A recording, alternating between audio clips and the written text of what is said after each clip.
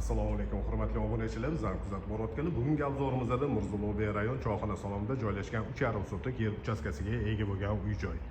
Binoning umumiy kvadraturasi 500 kvadrat, xonalarning soni 6 ta.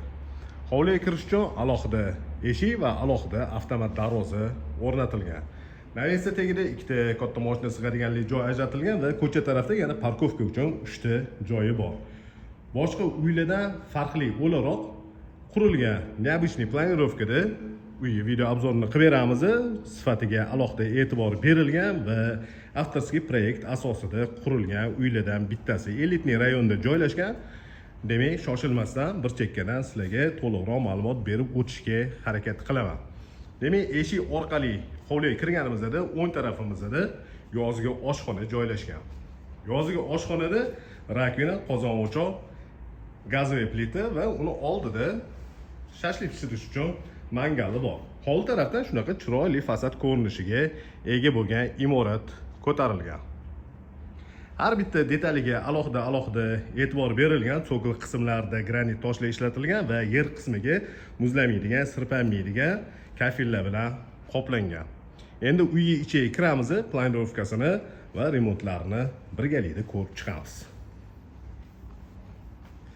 Paradniy vxod orqali imorat ichiga kiramiz. Birinchi qavatda zal, mehmonlar uchun ajratilgan yotoqxona, sanuzel va oshxona joylashgan. Chap tarafimizda mana shunaqa ko'rinishdagi oshxonasi bor. O'rtada astrovok, chiroyli kuxonli garniturli potolokgacha yasatilgan va texnikalar bilan jihozlangan. Goodwill brendiga tegishli bo'lgan texnika bo'lyapti. Bu joyda vытяжка, gazli plita, demak, katta xolodilnik, mikrovolnovka va dуховая pech. Bu joyda mana televizori ham bor. Astrovokka tepasida chiroyli освещениялар qilingan. Paradniy vxod orqali uy ichiga kirganimizda o'ng tarafimizda prixожий shkaflari yasatilgan. Har bitta qavatda balandligi 3,5 metrni tashkil qiladi. Bu ko'rsatayotgan joyimiz zal. Taxminiy razmerini aytaman, 6 ga 4 razmerda. Mana shu yil o'tgan joygacha hisoblaydigan bo'lsa, 6 ga 4 razmerda 24 kvadratda tashkil qiladi. Demak, bu joyda prixожка bo'lyapti. Chap tarafimizda oshxona, ko'rsatgan joyimiz zal. Bu joyda birinchi qavat uchun umumiy sanuzel joylashgan. Bu sanuzel ikkita joy uchun ishlaydi. Bittasi yotoqxona uchun foydalansa ham bo'ladi. Mana ko'rsatayotgan xonamiz mehmonlar uchun ajratilgan yotoqxona bo'lib, bu xonaning razmeri uzunasiga 4 metr va eniga 3,5 metrni tashkil qiladi. Har bitta xonada konditsionerli, invertor konditsionerli, ovoz chiqarmaydigan yaxshi texnikalar bilan jihozlangan, pardalari ilingan televizori bor va yana konditsioner kimgadir yoqmaydigan bo'lsa, mana ventilyator ham qo'shimcha qilib qo'yilgan. Bu xonadan ham sanuzelga kirsa bo'ladi. Demak, mehmonlar uchun ajratilgan yotoqxonani ichidan alohida yana sanuzelga o'tish eshigi bor. Domofon o'rnatilgan, kameralar bilan jihozlangan. Bu joyda ham katta televizor o'rnatilgan, smart televizor. Va bu xonadan ko'rsatgan xonamizda dam olish zonasiga o'tsa bo'ladi. Mana shunaqa 8 metrli basen joylashgan bu joyda. Tepalariga natijnoylar tortilgan. Bu joyda mana tushunarli bo'lish uchun ko'rsataman. Hovli taraf darvoza o'rnatilgan, darvoza orqali bu joyga kirib kelsa ham bo'ladi. Spa zonasida kichikroq finskiy sauna va turetskiy hammom o'rnatilgan. Uni oldida yana sanuzelda ham bor alohida. Turk hammomining ko'rinishi.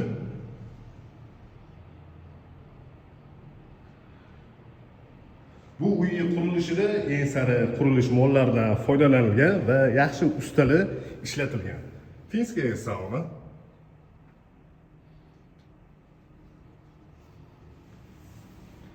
Va bu joyda ko'rib turganingizdek basen.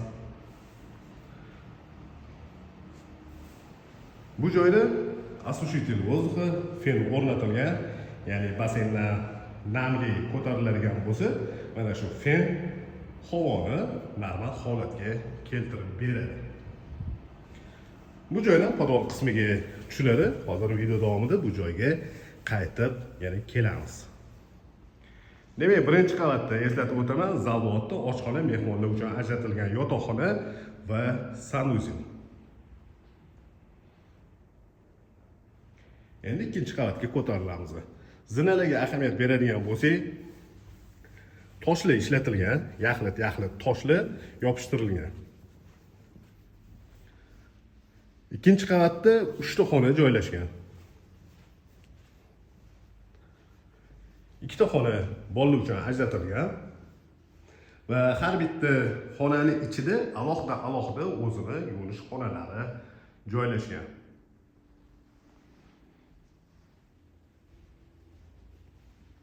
Ota-onalar uchun ajratilgan yotoqxona ichiga kirib kelamiz.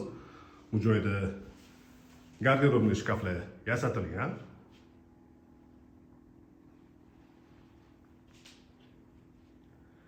Boshqa xonalarda ko'rganinglardek televizor va konditsioner o'rnatilgan. Bu joyda ventilyator ham bor. Shu xonaga tegishli bo'lgan sanuzelning ko'rinishi.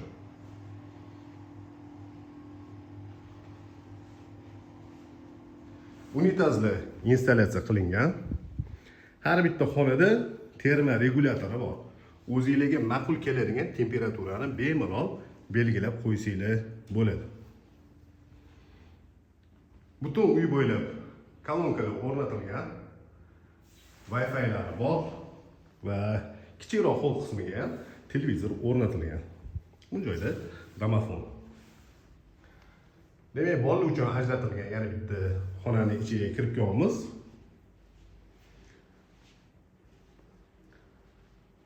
Va shu xonaga tegishli bo'lgan sanuzelni ko'rsatamiz. Mana shunaqa holatdagi sanuzel.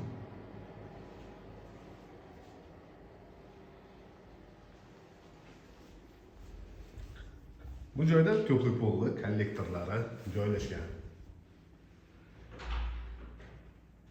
Pilisos uchun rozetkalari hisobga olingan. Har bitta elementiga alohida ahamiyat berilgan. Va ko'rib turganinglardek, Bosch brendiga tegishli bo'lgan pilisoslar ham o'rnatib qo'yilgan. Ikkinchi qavatda joylashgan 3-yotoqxonaning ichiga kirib kelamiz. Bu xonaning razmeri uzunasiga 6 metr va eniga 4 metrni tashkil qiladi. Va shu xonaga tegishli bo'lgan sanuzel.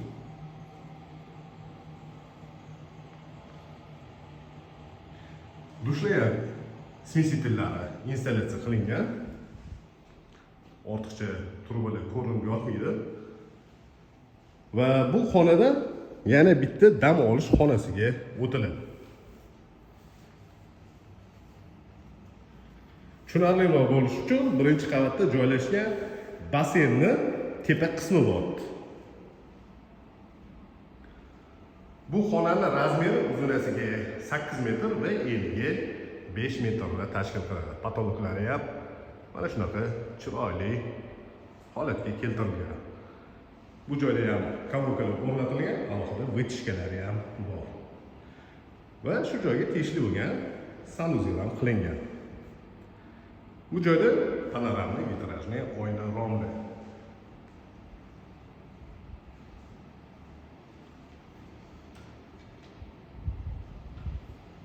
Dam olish zonasi uchun ajratilgan sanuzel.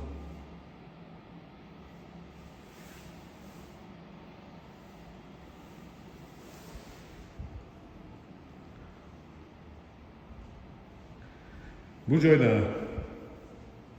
birinchi qavatga va podval qismiga tushiladi. Shu zina orqali hozir birinchi qavatga tushamiz.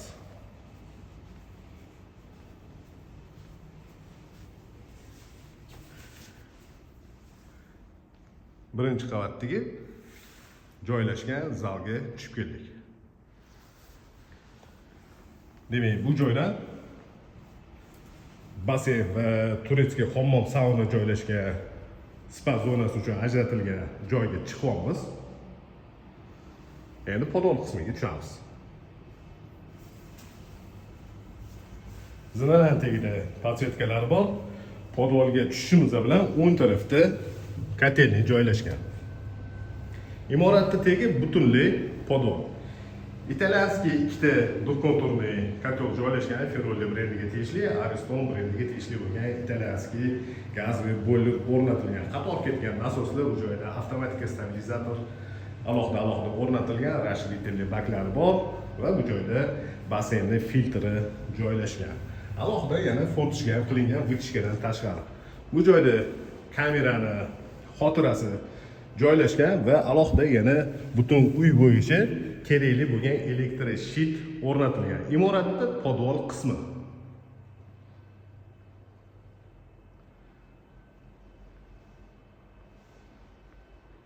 Imoratning podvol qismida yana bir nechta xona joylashgan.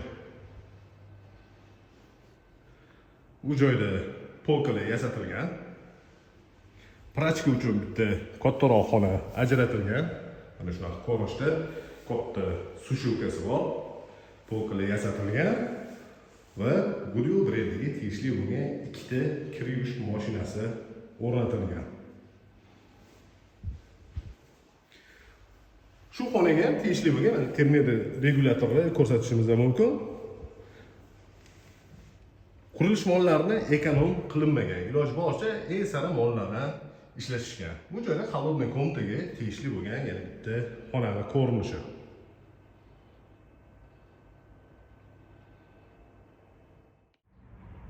Bu ko'rsatgan uyimiz Mirzo-Ulug'bek rayon Choyxona salonida joylashgan 3,5 sotuq yer uchastkasiga ega bo'lgan uy-joy. Binoning umumiy kvadraturasi 500 kvadrat. Xonalarning soni 6 ta bo'ldi. Yaxshi sifatli qurilgan uy olmoqchi bo'lganlar ko'rsatilgan telefon raqamiga bemalol murojaat qilishingiz mumkin.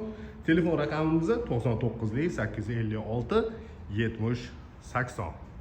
Bu uy narxini opisiyaga yozib qo'yamiz.